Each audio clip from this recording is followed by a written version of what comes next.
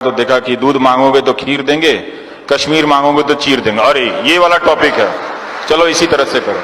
आप उस डिबेट को ध्यान से देखिए, ध्यान से देखिए। मान लीजिए कि आप मोदी समर्थक ही हैं, क्या वो उस डिबेट में आपको तरह तरह की सूचनाएं दी जा रही हैं? एक समर्थक का भी अपना एक सेल्फ रेस्पेक्ट होता है ना, कि वो चीजें जानना चाहता है।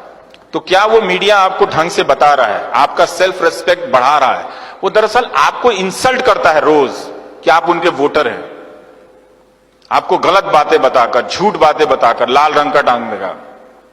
चिन्मयानंद स्वामी के खिलाफ कुछ होगा, सब साइलेंस में चले जाएंगे।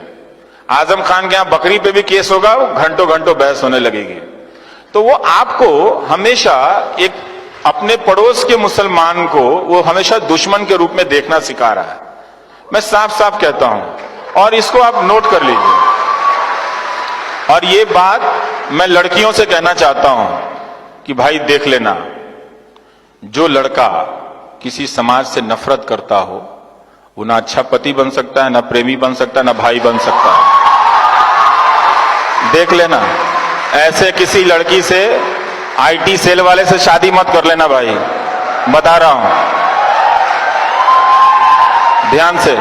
पता चला कि दहेज तो नहीं देना चाहिए, मां बाप ने चोरी छुपे कुछ पैसा दिया, लाखों रुपए भी गए और मिल गया नफरत करने वाला, तो वो प्रेमी नहीं हो सकता है। मोहब्बत बहुत जरूरी है दोस्त, मिट्टी से भी और इंसान से भी।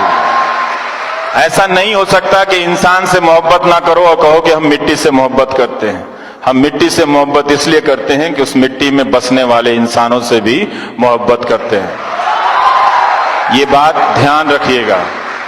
आज इंदौर में बीजेपी के आईटी सेल के प्रभारी हैं विक्की मित्तल, फेसबुक पे उन्होंने क्या लिखा कि गोडसे जी की पिस्तौल की नीलामी करवा दीजिए, पता चल जाएगा देशभक्त थे कि आतंकवादी थे।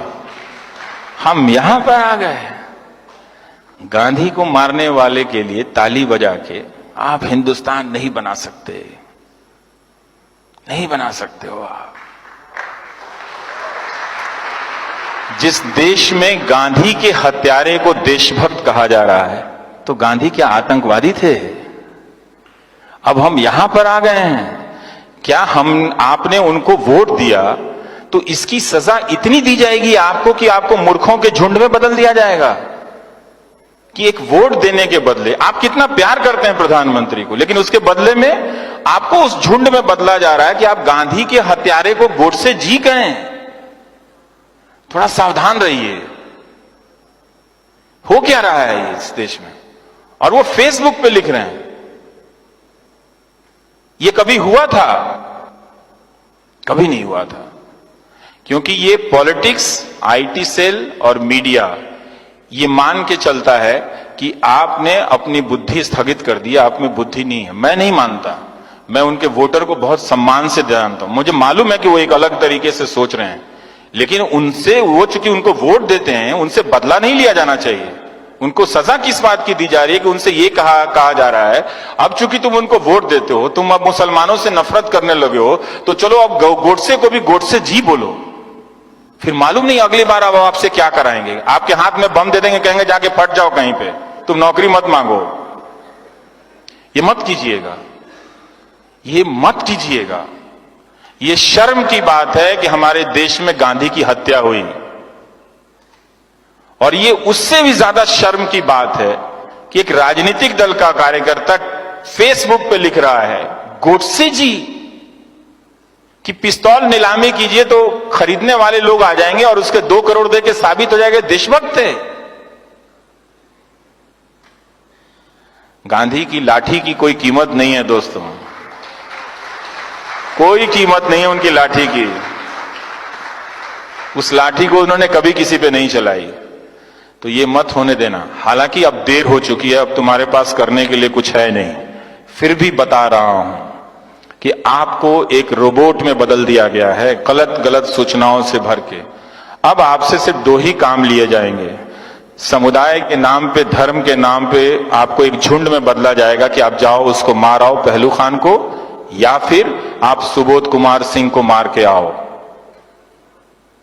उसे भी इंसाफ नहीं मिला, सुबोध कुमार सिंह को भी इंसाफ नहीं मिला। पहलू खान को भी इंसाफ नहीं मिला। ये आप समझ रहे हो कि क्या हो रहा है? समझ रहे हैं इस बात को? अच्छे से समझिएगा, गुस्से में मत समझिएगा, कोई फायदा नहीं है दोस्तों। इसलिए आपका मीडिया जो है, मैं थोड़ा भटक के कह रहा हूं, कहना जरूरी है, फिर मौका नहीं मिलेगा आपसे। आपका मीडिया अब आपसे बदला ले रहा है। जब तक आप अपने आप को अलर्ट नहीं करेंगे, एक्टिव नहीं करेंगे, ये मैं क्यों कहता हूं कि आप इन अखबारों को पढ़ना बंद कर दीजिए, इन चैनलों को देखना बंद कर दीजिए और पैसा प्रधानमंत्री राहत कोष में दे दीजिए। ये मैं इसलिए इस उम्मीद में कहता हूं कि आप दबाव डालेंगे तभी मीडिया स्वतंत्र होगा, तभी मीडिया स्वतंत्र होगा। और एक बात जान लीजिएगा, मीडिया की स्वतंत्रता हम सिर्फ अपनी नौकरी के लिए नहीं कह रहे हैं, आपके लिए कह रहे हैं। जब मीडिया नहीं होगा, आप नहीं होंगे, क्योंकि आपकी आवाज नहीं होगी।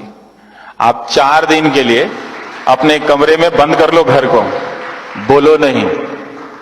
आप ये करके दिखा दो और फिर सोचना कि 46 दिन से कश्मीर के लोग कैसे रह रहे हैं। Thank you.